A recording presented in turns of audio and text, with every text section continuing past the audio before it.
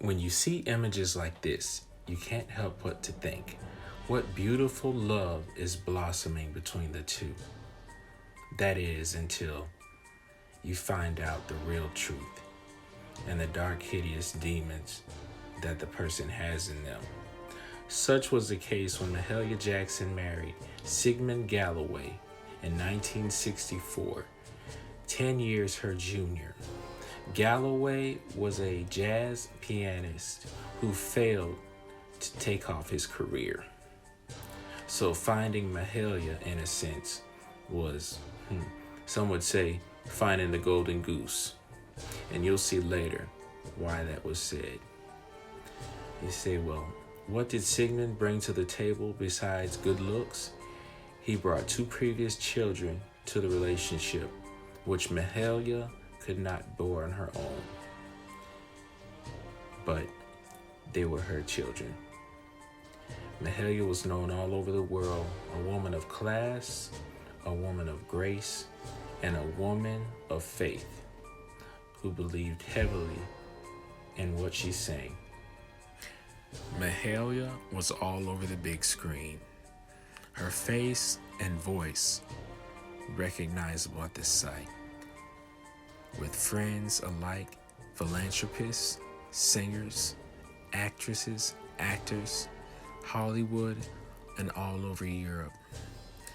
To be a rich, successful black woman was something to be proud of. In this modern day and age, you look at relationships like Kendu and Mary J. Blige, and you always wonder, are they in it for the right reason?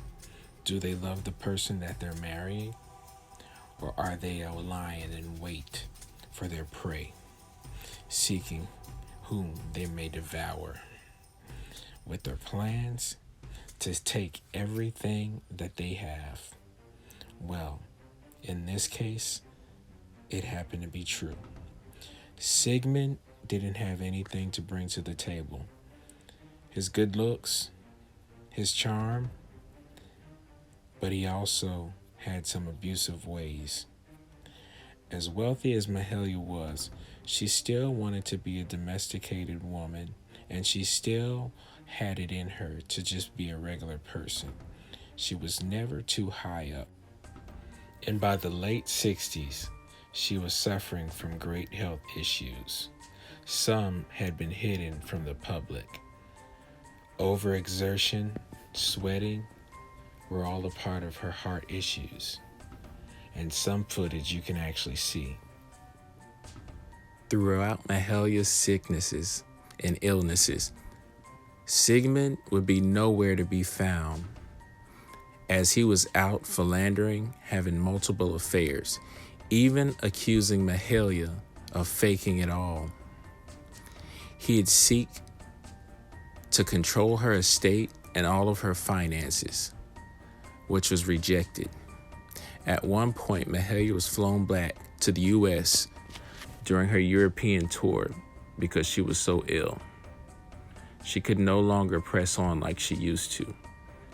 It was the beginning of the end for Mahalia, a beloved soul, a singer, a humble person, a meek woman, a woman from Louisiana who survived abuse and terror. During one point in their marriage, Sigmund reached to go punch for Mahalia.